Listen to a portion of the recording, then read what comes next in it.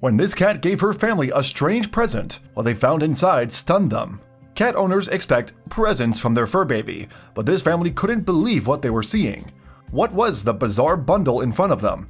When they realized what it was, they knew that if they didn't proceed carefully, lives could be on the line. As cute as they are, cats are really furry killing machines.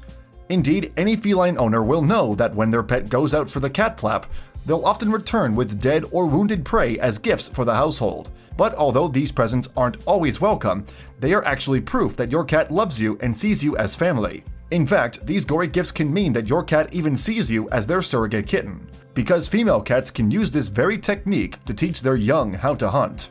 They bring their babies little gifts of food, and it shows the kittens what they are capable of when they grow up. And of course, it keeps the kitty family fed too. And that was the scene that one English household, like countless others before it, woke up to in June 2018. The family's cat had been let out the night before and had gone hunting for a nice treat. And sure enough, the present was waiting for everyone the following morning. But the gift waiting for them was rather strange. In fact, it just looked like a messy ball of yard debris. One of the components turned out to be plant matter. However, there was another, more obvious ingredient to the clump. It was made from a lot of feathers. There was only one thing the gift could be. The cat had brought its family a nest, although the location of the nest's previous owners was unknown. Did the feathers covering the nest belong to them? The family were at a loss with what to do. They couldn't tell if anything inside the feathery ball had survived the cat's hunt.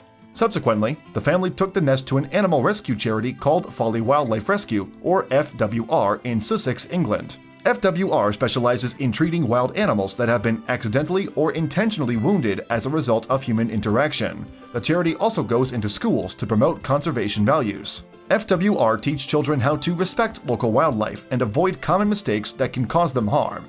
A trustee with the organization, Sarah Nunn, was acting as a receptionist when the nest was brought in. She recalled the morning in an interview with the dodo. The nest was completely unopened, Nunn said. They had no idea if there was anything in it at all. The family didn't know where the nest had come from, so they couldn't return it to where it should have been. However, the FWR team then noticed something.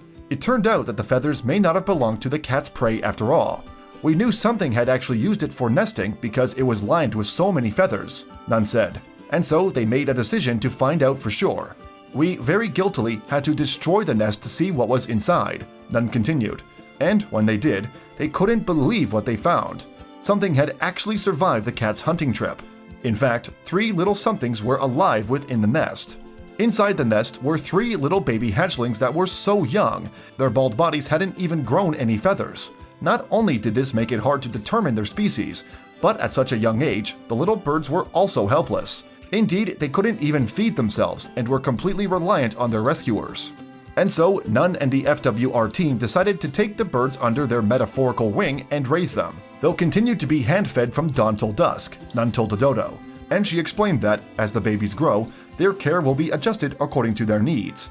Nunn described the stages that the bird's treatment will take. Care began in an incubator, but she explained that as they grow, they'll need new accommodation. Once they start to show signs of feathering up, they'll be moved into a larger cage, she said. And once they show signs of wanting to fly and being fairly self-reliant on feeding, they'll go into an aviary. But there was one question that still hadn't been answered. Just what species were the birds? Well, to begin with, the FWR mistook them for goldcrests. However, Nunn said that the birds have grown considerably in a short space of time and are now thought to be long-tailed tits. And this would explain the contents of the nest too, because long-tailed tits often use moss, lichen, and feathers along with spider silk to make their homes. Furthermore, long-tailed tit nests are often the target of predators, so it's common for their nests to fail. If this happens at the start of May, the tits will move in with a related family. The new arrivals then act as babysitters and look after the nest's hatchlings. Despite their low position on the food chain, long-tailed tits are common across Europe and Asia.